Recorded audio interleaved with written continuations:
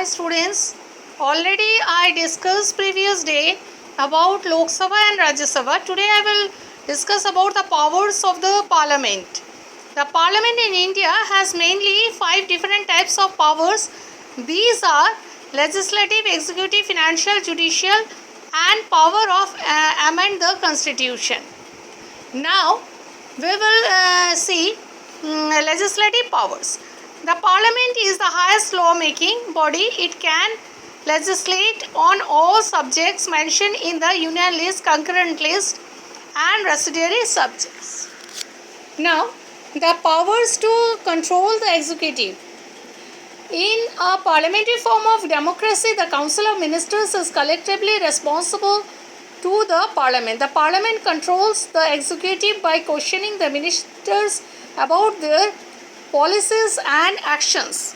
Now, financial powers. The parliament enjoys control over the union finances. Every year, the government places its budgets before the legislature. Amendment to the constitution can take place only in the parliament. Some articles in the constitution can be amended by a simple majority in both the houses. Now the parliament has the power to remove the president and vice president of India through the process of impeachment. Now the role of political parties. In our country there are several political parties, we know that, and there are some regional political parties also. Of course, these parties, the party which has ruled the longest is the Congress. In between there has been rule of other parties also. Now come to how to making the law. There are two types of bill. We know that ordinary bill and the money bill. An ordinary bill passes through the following stages to become a law or an act. First reading, second reading, third reading and fourth reading. That means 4 stages it has to be passed. An ordinary bill can be introduced in either of the 2 houses of the parliament. At the stage a general discussion of the bill takes place. The bill as a whole is put to vote at this stage. And at the last, if the president gives assent, the bill become an act. Now the money bill. A money bill can be introduced only in the Lok Sabha. The bill is then sent to the Rajya Sabha and it has to return the bill within 14 days. The upper house may suggest changes even if the changes are not accepted once. The lower house sent it to the president and the president has to sign this bill and it becomes a law. It becomes a money bill. And the union executive.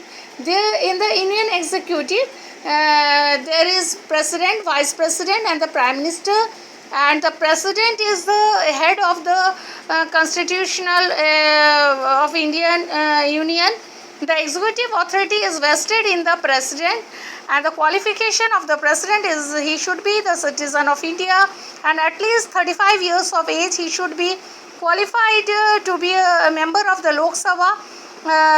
He or she must also not hold any office of profit under central, state or local government. She or he should not be a member of the parliament or state legislature. And the appointment, the president of the India elected indirectly by the electoral college. The tenure, the president is elected for the term of the 5 years and can be re-elected for a second term. The salary of the president is rupees 5 lakh per month and the president can be impeached only for the violation of the constitution. The impeachment process can be started by either of the 2 houses of the parliament. And the powers of president are 1, 2, 3, 4 and 5. Executive powers, legislative power, judicial power, emergency power and the financial power. So in the financial power, in the emergency power, the president got the full rights and full power and everything. He at that time he should be the head of the country and all the rules is managed by the president only at that time. Now comes the Vice President of India, act as the President in the absence of the President. And his qualification, his age is at least 35 years of age. He should be also the citizen of India and qualified to be a member of the Rajya Sabha. The term of the Vice President is also 5 years. And now comes the Prime Minister. The party that wins the majority of seats in the Lok Sabha forms the government. The leader of the majority party is invited by the President to form the government and he receives the designation of the Prime Minister. Now the functions of the Prime Minister. Prime Minister and the Council of Ministers. The Prime Minister selects some of the members of the Parliament to form the Council of Ministers. As the leader of the Lok Sabha and the head of the Council of Ministers, the Prime Minister can intervene when in the discussion of the Parliament, and the Prime Minister act as a link between the President and the Council of Ministers. Now the Council of Ministers.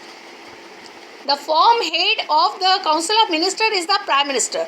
Qualification: a member of either of the two houses of the Parliament. In the case he or she is not member of the Parliament, he or she must acquire the membership of either of the two houses.